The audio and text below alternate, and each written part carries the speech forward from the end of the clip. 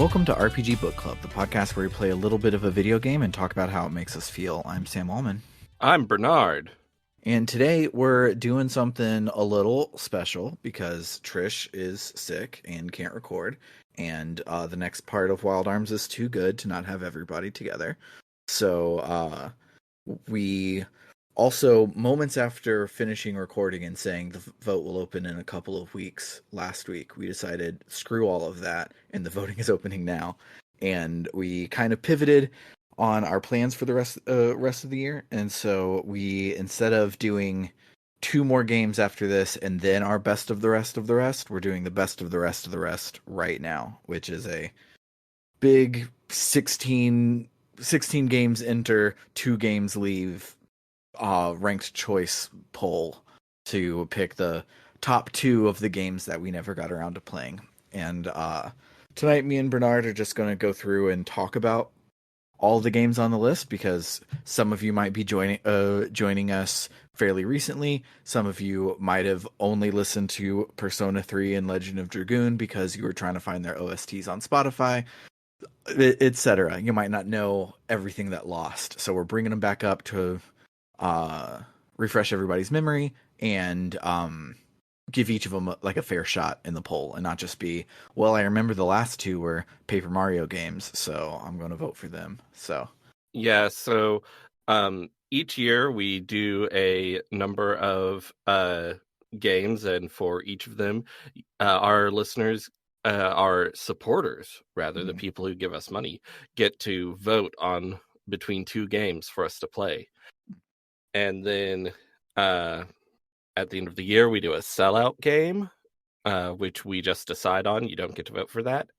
We do that because we want to. Yes. And then after that, we do a best of the rest, which I think is a corny name for it. But I'm a newer addition to the podcast. I wasn't around in the decision-making phase, so I don't get to have a say in that. But if it helps you feel any better, it was named the same way everything was named on the podcast, is we just kind of said words once and then they became canon, and I just referenced the idea in the original first thing. It's like, and then we'll have like a thing where we decide the best of the rest, and then best of the rest is now what it's called. Well, I'm glad you didn't say that you put a lot of thought into it and are offended by my thinking it's corny. No. Anyway, we do a best of the rest where all the games that lost that year get to have a shot at coming back. But only one gets to win each year. So we have a lot of games that sound cool and we want to play them, but we never got to. So 2 more will get to be played in this, which is year 5, which is our like celebration year. Yeah, and as a bonus for that, we are also doing a sellout game this year that fits the celebration year vibe, and I'm super excited for that one. But Yes.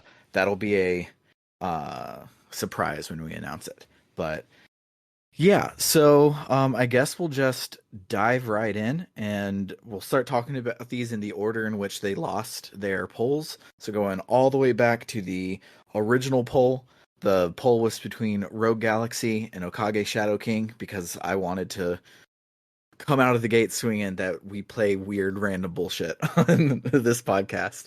And I did not pick anything that anyone would ever want to play.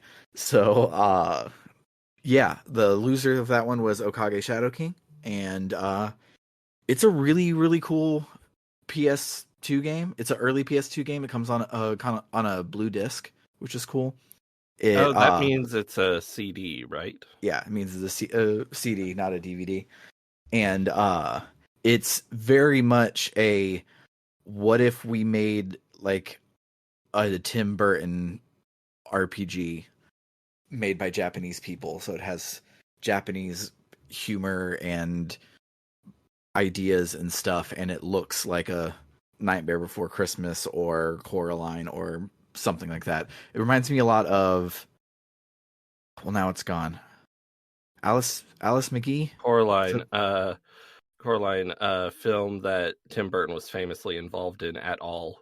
I mean, he wasn't, but the guy that actually did the work for Nightmare Before Christmas. Henry Henry Selick. Selick, Yes. he absolutely made Coraline. But yeah, it reminds me of, I think I'm thinking of Alice McGee. There's some media comic book franchise that I do not involve myself in whatsoever, but I see the art constantly at Hot Topic, and I'm like, that looks pretty cool, and that's what Okage looks like. Alice McGee. I think so. Are you thinking of American McGee's Alice? Maybe, yeah, maybe that's the one. But that sounds I right. couldn't fault you for not generating the name American McGee because it sounds like a fake ass name. It does.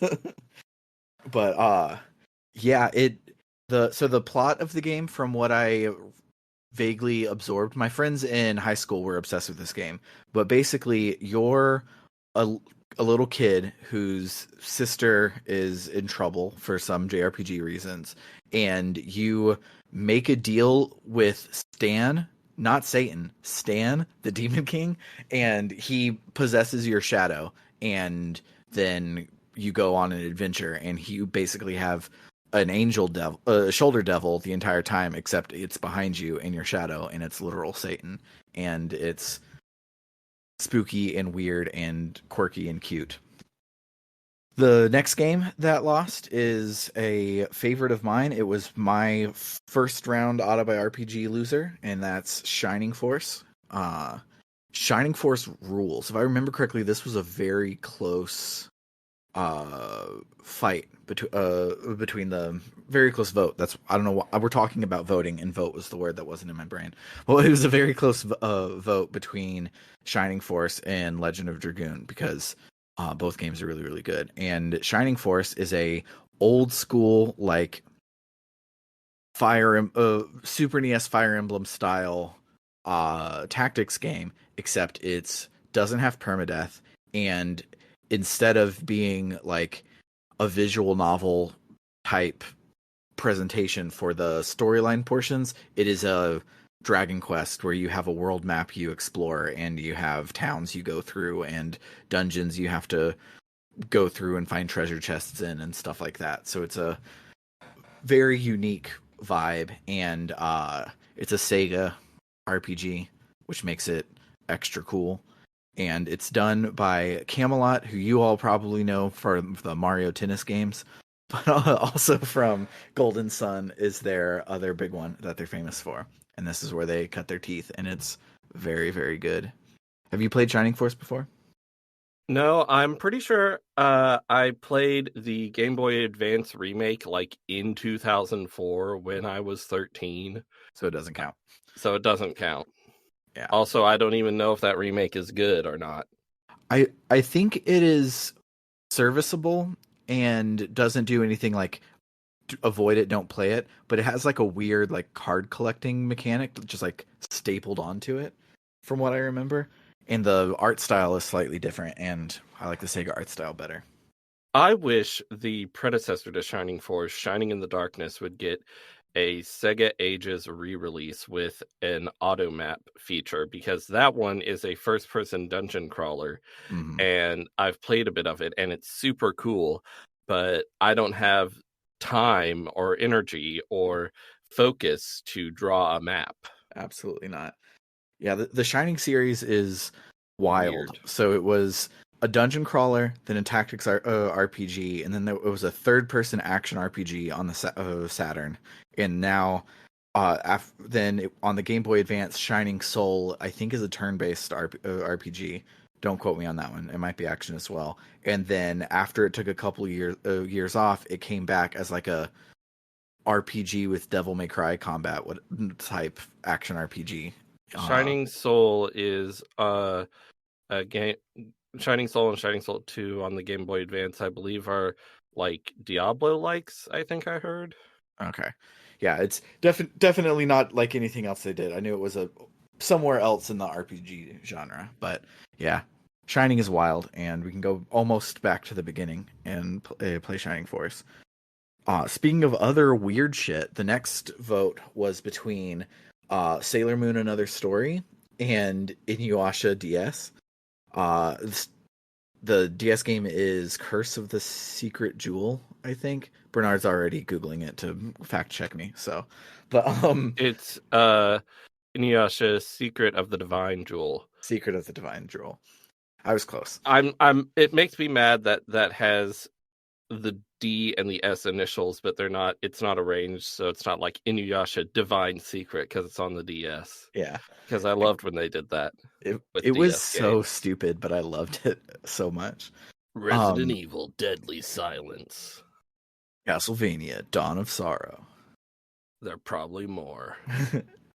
Advance Wars Dual Strikers. Anyways, so I don't know much about the Inuyasha DS game. I downloaded it for Scarlett because she wanted to play an RPG like Dad, but she wanted it to star a girl. So I had like six possible games that she could play, and so the Inuyasha game you play as a character that is friends with Kagome in the modern Tokyo style, and something something magic, something something whispers in the night. You go to the Bone Eater's Well, and you end up in feudal Japan, and kind of self-insert yourself to like play the hits through Inuyasha with its own like meta story thrown on. I don't know RPG wise how it fits and plays and stuff like that. I never ever got that far. This was Eli's auto by RPG, and he played it a lot. And he's not here to tell us how it is, but yeah, anime tie-in RPGs on the DS are a vibe. I know next to nothing about Inuyasha. I have heard that it's sort of like a mix of typical shonen action anime, but also like romance and Mhm. stuff. Yeah, it's a shonen anime written by a woman. So growing up, I always thought it was shojo, and I believe Viz Media slaps the shojo sticker on the side, but it is 100% a shonen battle anime with Inuyasha has to go get stronger and fight more and more demons and look for more and more stuff. But because it's from the viewpoint of Kagome, it feels different from all of them, and that makes it really, really cool. Neat. The next game would be the first one of year two. Was Shadows of Adam. Back at the time, there were like basically a much smaller handful of we actually are serious about this and we're giving it a shot. Western indie RPGs. So we picked Cosmic Star Heroine and Shadows of Adam, and turns out Cosmic Star Heroine didn't take itself seriously, but it won the poll anyways. And so Shadows of Adam is by Something Classic, and it's it's really cool. All Don't I know about it is I've seen some screenshots of it and I like the graphics. I like the colors and I like how some things about the graphics look a little dinky, I want mhm. to say, but in a way I really like. Yeah, and the I think they were trying to make a Sega Genesis RPG and not a Super Nintendo RPG, and it's just something about like the way they designed their title screen feels Genesisy, and that dinkiness fits in with that. And yeah, I when I first saw like things from it, I was like, this looks up my alley. One thing I do like about it, because this is something I rag on a lot of pixel games, but famously on the podcast Cosmic Star Heroine, is this is a 16-bit RPG that uses 16-bit color and chunky pixels and not smooth gradients and stuff like that. The pixel art is actually like you could put this on the Genesis or Super Nintendo, and that is very cool. Yeah, this is a game I know very little about, but I've been wanting to play because it looks neat. Mm-hmm. You mentioned Genesis RPGs, and I was trying to think of Genesis RPGs other than Phantasy Star. Do you know about Surging Aura? I do not know about Surging Aura. So, Surging Aura is a Japanese role playing game that, and maybe this has changed, but when I learned about it, there was not an English fan translation of it. However, there were French and Russian fan translations of it, Wild. which is interesting. Usually You, things get fan translated into English first, not yeah, French and Russian. yeah. But also, maybe I'm wrong about that. Who can say? On romhacking.net, it only has the Russian and French versions. On just Google image search results, there's quite a few that have Eng- uh, English things, so there's probably one in development if it's not published yet. But Hmm. yeah, looking at screenshots from Surging Aura, Shadows of Adam is a Sega Genesis RPG. Yeah, Surging Aura also has a look. Yeah. So the next We game, should we should all learn French or Russian and play Surging Aura on the podcast. yeah, we should. Um, I pick Russian because my Because mouth, you my want it can't. to be harder. I want it to be harder, but my mouth just can't do like French things. I don't know. I'm too Southeast Texas for that. The next game on our list was in our Xbox block. The Xbox block, the first time was a like before we put the vote out for everybody, we did a internal ranked choice voting because there's so many good sleeper hits on the Xbox 360, and nobody ever played any of them, so they were all right up our alley. And the two that we decided to give to you guys were Lost Odyssey and Last Remnant. Uh, Games I got mixed up the entirety of their life cycle on the Xbox 360, but we ended up playing Lost Odyssey, and it rules. It's Um, my favorite JRPG. yeah, it's very up there for me. I gave up on ranking things a long time ago, but it is very much up there. So much so that when I was playing Fantasian and I was like, "Oh, this is a Final Fantasy 8 like. It looks and feels like I'm playing Final Fantasy 8." And then I get to my first memory, which is a sound novel with different font sizes and sound effects and shit. I'm like, "Oh no, this is a Lost Odyssey like," and that makes me really happy.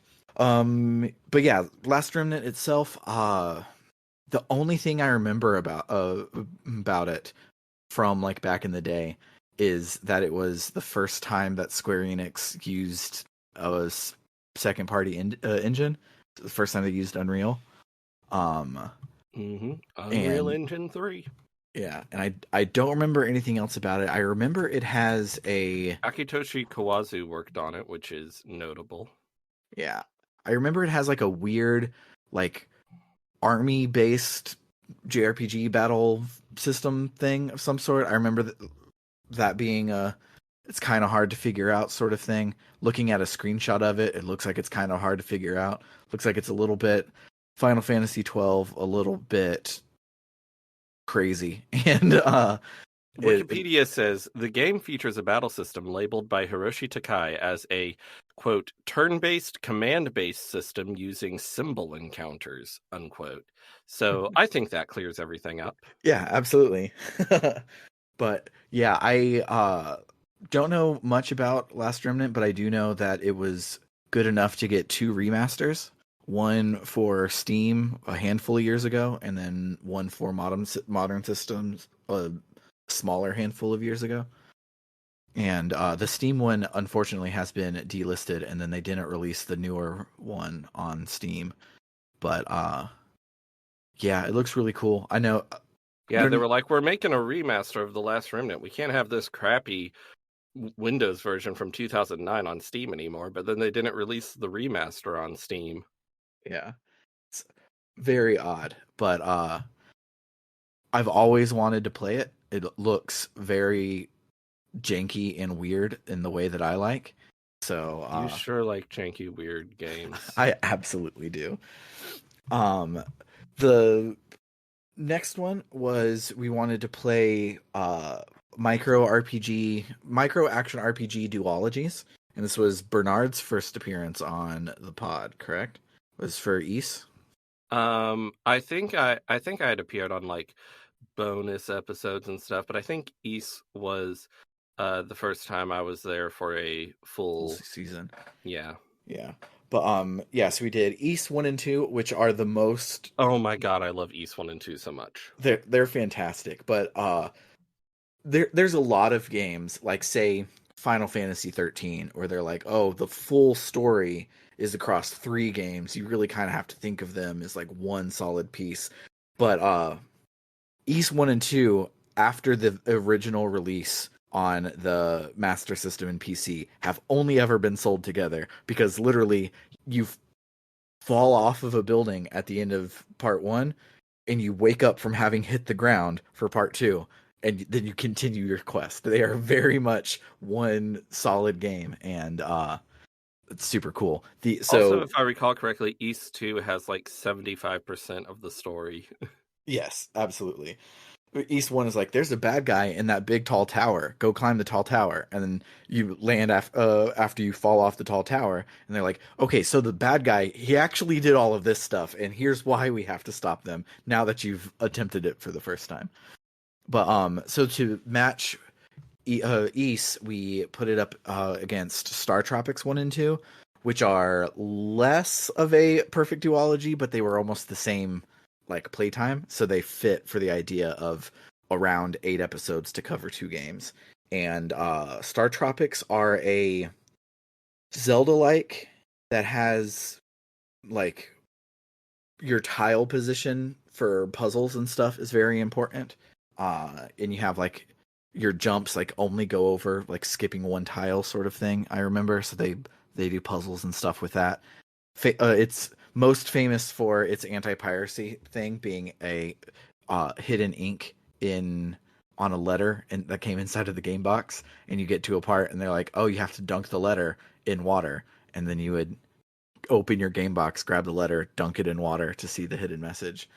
And That's modern silly. modern versions of it, like it came to virtual console. And in the virtual console, you have to open up the PDF viewer, and then they coded in a special button that was a picture of the letter, and you click it, and it dunks it in water and tells you what the secret code was. It's That's so silly. stupid. It's so much work for an NES game, but it's so cool.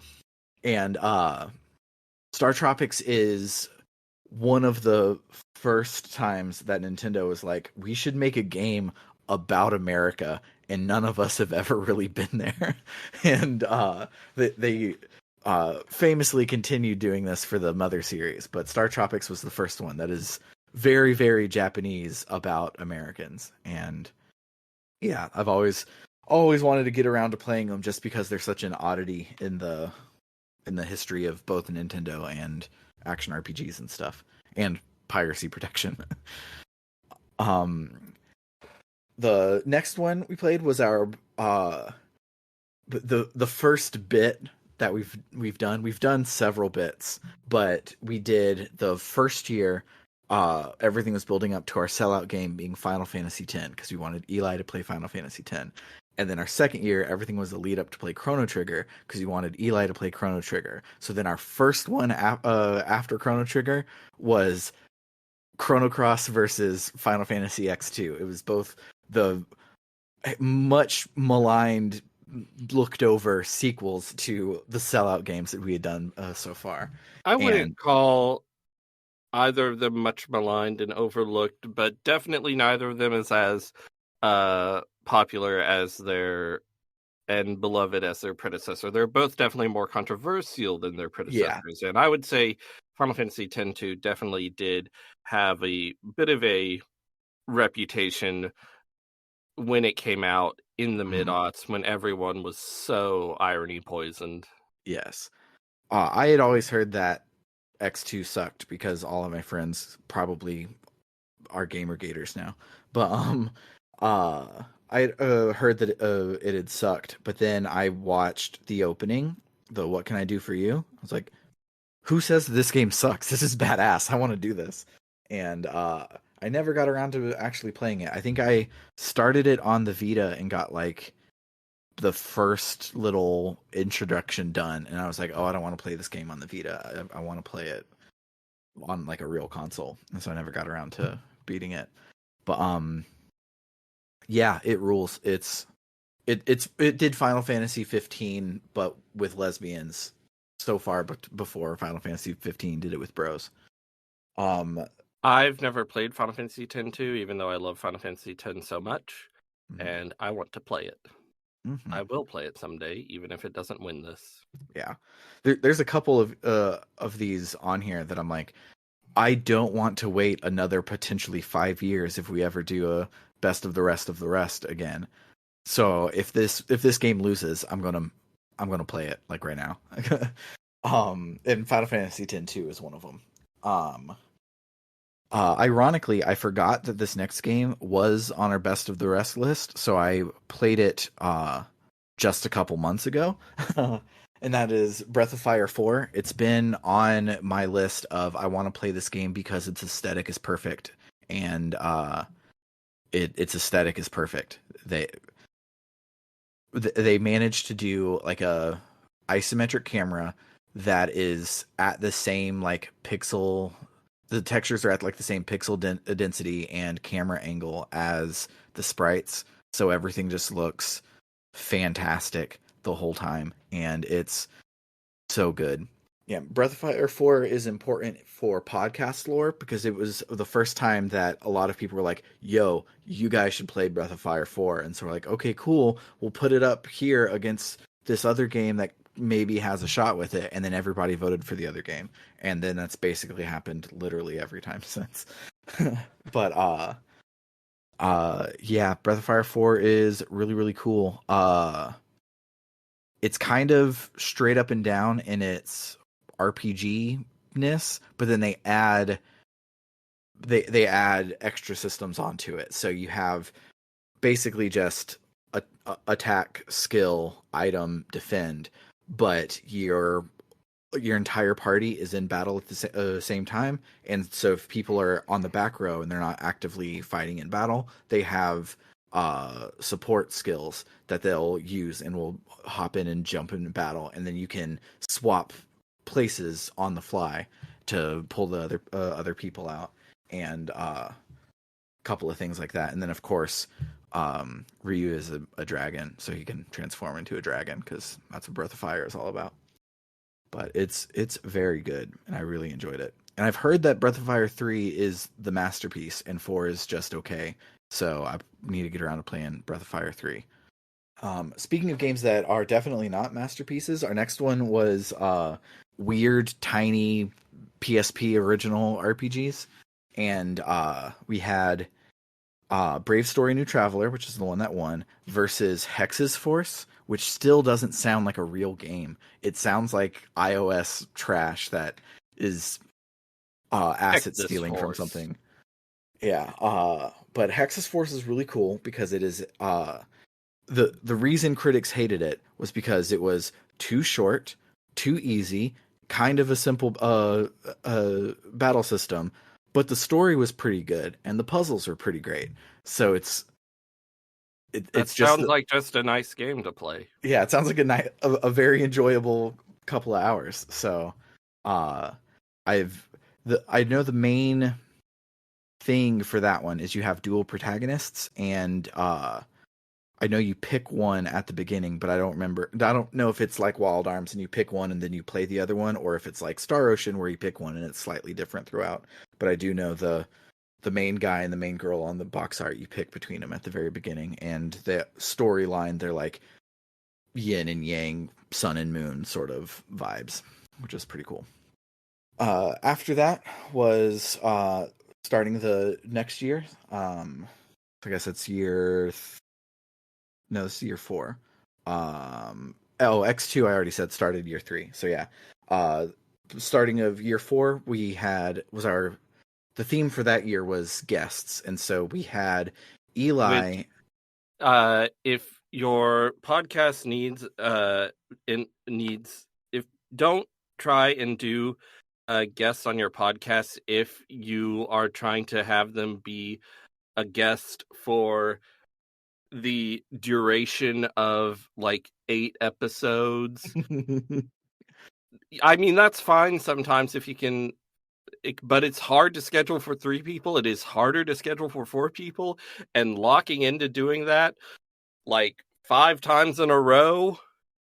Yeah, it was really rough, but that's how we met Trish. So it's We had not all bad. there was a lot of fun that year, but it was rough scheduling. Yeah.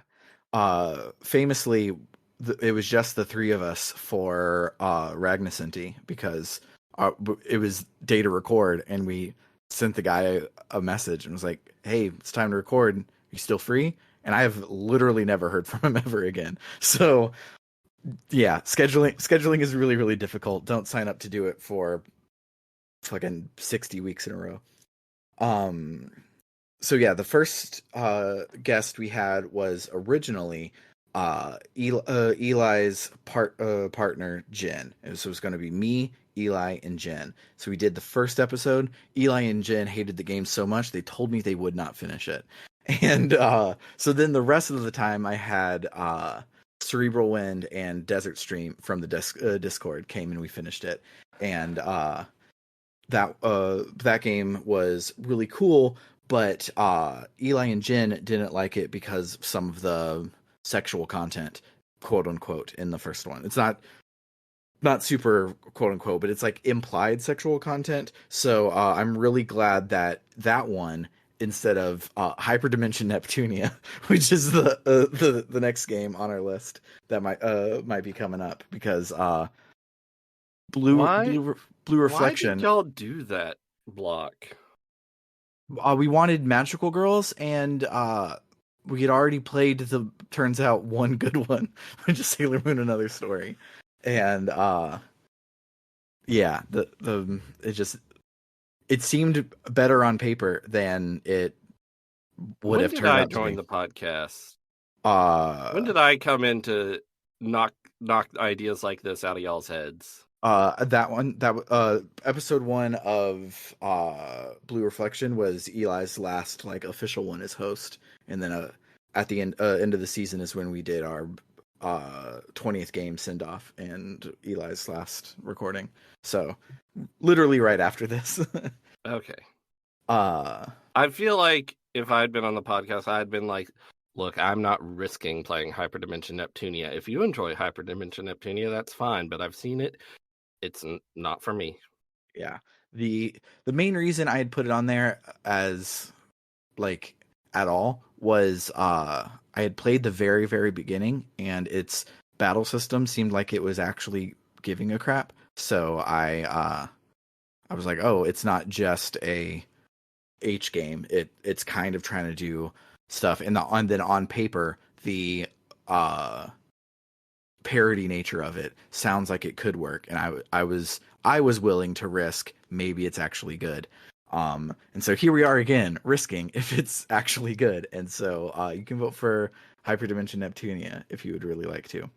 Cool. So yeah, then the next game was the first block with Bernard as real host forever this time, and we ended up playing Suikoden 2, and Yeah. Suikoden 2 beat out Wild Arms for our 32-bit games that feel like 16-bit games block. And Wild Arms, as we know, is one of my favorites. And that's why we're playing one of my favorite games right now for Wild Arms 5. But Wild Arms 1 is a Lufia 2 like, if you're familiar with Lufia 2.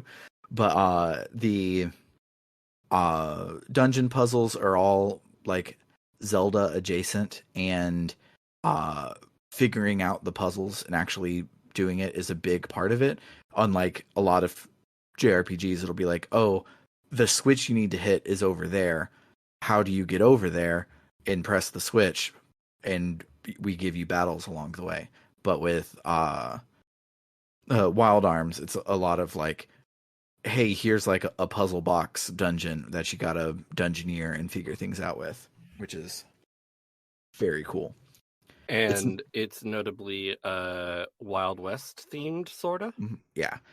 But it's also very JRPG. Yes. Uh if we end up playing Wild Arms, there is the remake that makes it more cowboy because the original is not as cowboy, but the original sprite work is really really good, and they do a lot of sprite based comedy that PS2 era polygons just can't do. So it's very very much a toss up on if cowboy or shenanigans is more important to you. on which one I've you end up playing. heard I've generally heard that the original is the one to play. Yeah, I think I've heard that as well. I haven't played the remake. I've gotten about a third of the way through the original like 4 or 5 times, and I've never felt like playing Alter Code F. Man, why hasn't Sony just made a Wild Arms collection? Yeah, they could even piecemeal meal it. I wouldn't care if it's just $20 for a decent port of all of them. I mean, you can get Wild Arms 1 on PS4 and PS5, I'm pretty sure. Yeah, one and two, but I would like all of them. Yes. I think you might be able to get three on PS4 too, but four and five The are PS4 2, the sequel to PS4. yes. Um, but yeah, I want either more Wild Arms or more easily accessible Wild Arms. Um, Speaking of things that need to be made more easily accessible, the next one we did was our mini long cast where we all met Trish, and it was wild. When I was looking for guests, I was like, hey, these are the games that we're playing, but just so you know, if you pick the Persona or Super Shin Megami Tensei block, my brain was looking at the letters SMT4 and said Super Mario Tensei 4. um, so if you pick this one, it's going to be like 20-25 weeks, like a pretty decent chunk. And Trish was like, I don't care. I want to play Persona 2 on the podcast. And then we said, do that forever. And now they're our co-host. But Persona notable 2 was real good. And we put it up because we were like thinking mini long cast, because we used to do a thing called long cast where we played a really long series, and we don't do that anymore because we were putting out too much content. Our content was too much, our swag was too real, our bitch was too bad. They were gonna kill us. absolutely. So we were gonna do um Persona 2, Innocent Sin, and Eternal Punishment, which is very much like East 1 and 2. You very much need to play both. Mhm. They're one complete story. And we put those up against Shin Megami Tensei 4 and Shin Megami Tensei 4 Apocalypse. Mhm. Um, I haven't actually played Apocalypse. It's a Mhm. sequel or a follow-up or something to Shin Megami Tensei 4, but you can totally just play 4. Yeah. And we don't want to commit to doing a mini long cast again, so representing that block is just Shin Megami Tensei 4, which I have played, and it's amazing. Um, Tim Rogers once said something like, if he started talking about Shin Megami Tensei 4, he'd have the FBI come to his house because he would sound like an insane person because of how much he loved it. Yeah.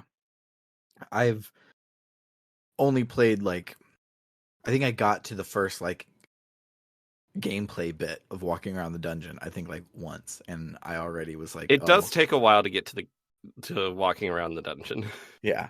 But even then just getting that far, I'm like, oh, this is like a big boy RPG. I need to have my big boy RPG hat on and not just I want something to goof around on the 3DS for. Oh yeah, this is not something that's just for goofing around. Yeah. Um but release a Switch port, you cowards. Yes. But yeah, so that one is good. It's Shin Megami Tensei. A lot of people, and by people I mean I've heard Tim Rogers and Brandon Sheffield and Bernard say that it's the good one of the more recent ones of 3, 4, and 5.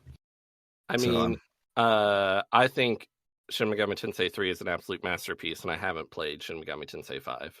oh, I thought I thought you had and you didn't like it because it ran like crap on the Switch, but I'm thinking of I somebody else who played had. like a few minutes of it, and it was running badly, and uh, I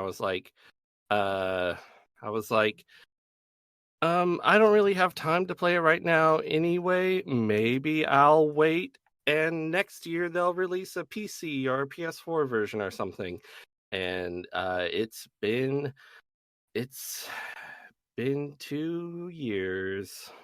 Yeah, notably, that that game came out right when around the time Metroid Dread came out, and both of them felt like they were for the Switch Pro that never surfaced. It seemed like a lot of people were like, "Oh yeah, I've I've touched it. I've seen the Switch Pro. It's coming out next week. They're going to announce it tomorrow or whatever." And then it never ever happened, even to this day. And so it feels like they both were slightly too big for the britches because they were targeting hardware that didn't exist. Yeah, if I recall correctly, Shin Megami Tensei 5 was one of those games that was announced for Switch very early on. Mhm. It was literally Not, like the fourth game announced in the original like presentation where they announced the Switch. I don't think it was that early, but it wasn't as early as Dragon Quest 11, which was announced like back when it was the Nintendo NX or whatever. I Uh, swear, I I believe it was at the Switch launch event. Uh, the game was revealed in January 2017 as part of Nintendo's unveiling of the Nintendo Switch console in the form of a teaser trailer featuring a destroyed office building and a number of demons. Wow. I got something right. Wow. It can happen, folks. Say enough things, and eventually you will have a piece of trivia in your head that has not been warped by all of the other random trivias in your head. So yeah, to go along with our mini long cast, is we wanted to do a mega short cast and do a a short action RPG, a Zelda like, and we decided to pick the two Zelda likes for two of the Zelda likes. There might be others for the Genesis of Crusader of Sinti and Beyond Oasis. And Crusader of Sinti 1, that game rules. It looks like a Zelda like, but it's kind of a shmup with Zelda puzzles. And it's really fucking weird. Beyond Oasis, did we decide that we wanted to include the sequel or prequel? I think it actually is to Beyond Oasis That's if it what wins. that's what I have in my notes, but I think I'm we not. should, because Yeah, I think we should do both of them if Beyond Oasis is one of the winners. yeah, Because it would probably be like 2 episodes if we didn't, and yeah. I, I uh Legend of Oasis looks cool too. Mm-hmm. Beyond Oasis is also called The Story of Thor. Mm-hmm. Just like Crusader of Sinti is also called Ragnacinti and also called Soleil. ma- ma- Localizing games in the 90s was something. It was Mm-hmm. everything was called something different for almost no reason, like Illusion of Gaia and Illusion of Time. Like Also, they shouldn't like neither of those are offensive. Neither of those are plagiarized. Why were they mhm. called different things? Who knows? Another notable thing about Beyond Oasis is it has music by Yuzo Koshiro, Mm-hmm. who, one of the legends of video game music. So And it has chonky ass sprites, which are chunky ass beautiful. sprites. Yes. The asses in that game are so chunky. And then finally, that brings us up to this year, where we didn't even realize we were saying it when we did the polls. But Bernard's auto RPGs were Skies of Arcadia and Paper Mario. Obviously, we played Skies of Arcadia. Didn't Yeah, play we Paper did. Mario. But then Trish's were Super Lesbian Animal RPG and Paper Mario Thousand Year Door. So both of the straight up RPGs in the Paper Mario series are available for your vote, which is hilarious to me. I literally didn't even realize it until we were starting to talk about this poll and realized that both of them were in there. But yeah, Paper Mario is Mario, the But paper. but paper, and it's a RPG, and it's great, and I it's actually really good. replayed it last month because I knew that it was going to be in this, and I knew it was going to have a decent chance of winning, but I just really wanted to play it.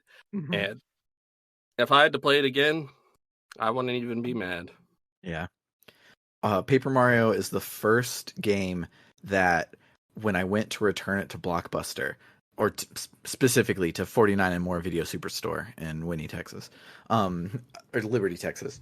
It was Video Depot in Winnie because I want my Southeast Texas people to the fact checkers that live there. I want them to know that I do know what I'm talking about.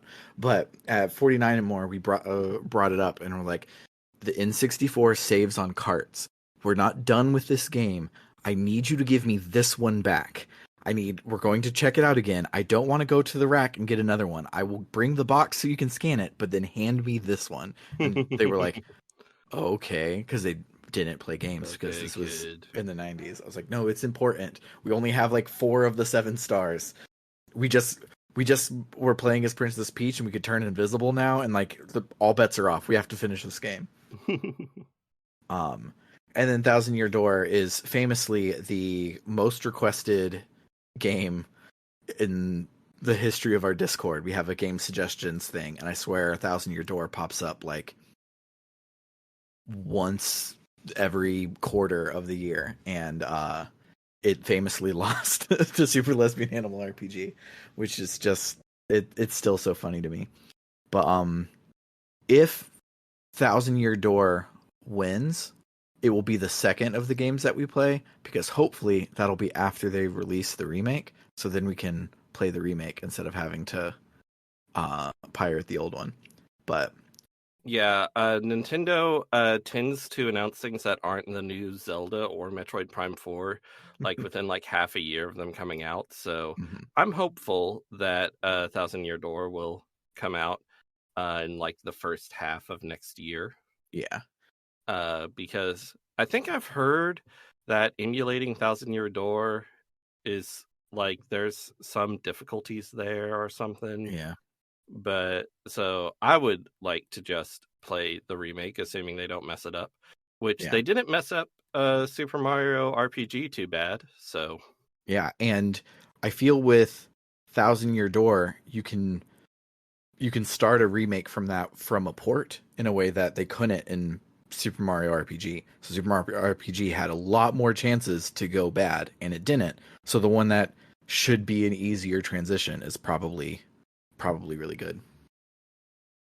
And then finally, our most recent loser is Star Ocean 4 for the Xbox 360. But the what theme is for the actual, is that The Last Hope? this is the last hope, correct? Um, and the theme for Is that this meant current to evoke Star Wars A New Hope? maybe I Probably. never thought about it until right now, but yeah, it sounds like it. And so the block that we're in right now was games that mean a lot to me that for some reason I've never played. And Wild Arms is one of my absolute favorite series, and I've known that the 5th one is really, really good, and I wanted to get around to it. And Star Ocean is one of my favorites. A lot of people hate number 4, but all of my freak friends love it, and so it's probably good actually with asterisks on it. But yeah, so that's the last one. We recently talked about all of its stuff. It's a prequel to all of the other ones. Every game will be a prequel to Star Ocean 3 because of its disc change twist, which pisses me off to this day. I still haven't beaten Star Ocean till the end of time because of that twist. I got there, I'm like, oh, this is stupid, and I turned it off and never played it. Um, so yeah, Star Ocean 4 is the battle system's really, really good. The Star Ocean team is uh the ex-wives of the Tales of team, and they basically have all been having the same battle system with their own unique twist on it for the entirety of the series. And the one in Star Ocean 4 is very close to the Tales of Grace's one, which is like my favorite Tales of one. So Star Ocean 4 at the very least is very fun to play in the opening tutorial, which is as far as I've ever gotten in it.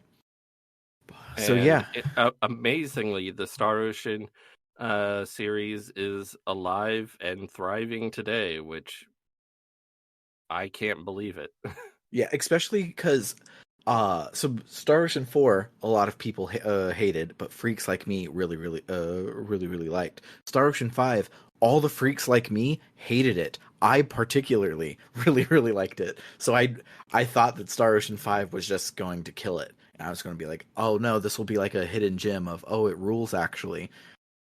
6 7 years later, they're like, hey, here's another one, and then everyone's like, oh, this game is like the sleeper hit of the year. And wild that, because after Star Ocean 5 they released a mobile game where you collect all the characters, which basically is the nail in the coffin for RPG series, but then they made a new one anyways.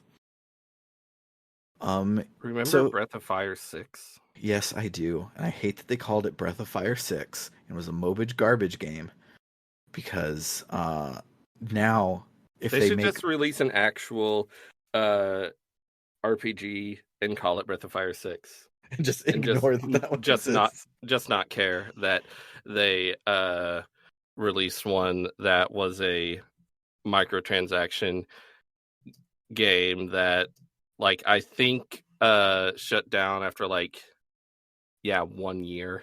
Yeah, something like that. Same with Wild Arms Million Memories, which is like, oh hey, here's the thing you like and it's back, except you don't like this and you don't want this and no one asked for it, and because no one asked for it, we're going to shut it down in 4 months.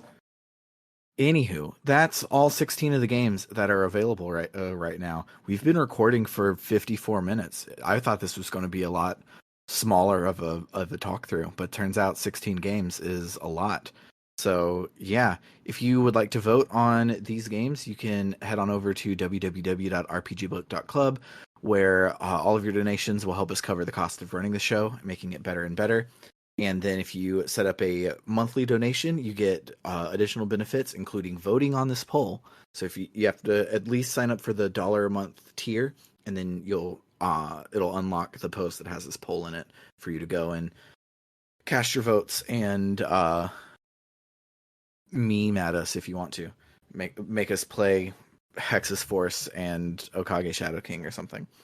But uh if you do set up that donation, you'll also get access to our bonus feed, where currently we're working through Tales of Destiny, where this week I ate crow because I had played half of this week when we recorded the last episode, and I was like, oh, character development is happening. We're still just chasing a guy, but at least the characters are going to do things interesting.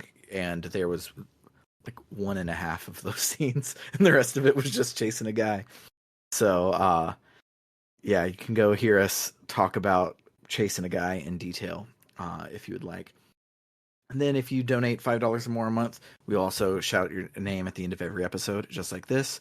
Shoutouts to Cerebral Wind, It's Clear Time, Frost Terror, Dragon Slayer 19, Floris, Kildron, Freddie Rodriguez, Aaron524, and Jfro Prime. And then finally, if you love us so much that you donate $20 or more a month, you also get to make me say a sentence of your choosing, either to plug something or to just make me say certain words. And so shout outs to El Tantavi, who wants you to check out critical-distance.com, an aggregator for games criticism and journalism. Shout outs to Vimk, who really wants you to play Legend of Legaia, like a lot. So much so they're paying me to tell you to play it every week. And then shout outs to Carr, who is a dentist. So he isn't plugging a website, but rather your own mouth. And he says to brush your teeth twice a day. Most importantly, the time right before you go to bed. For RPG Book Club, I have been Sam Allman. I'm Bernard. Toodaloo, folks.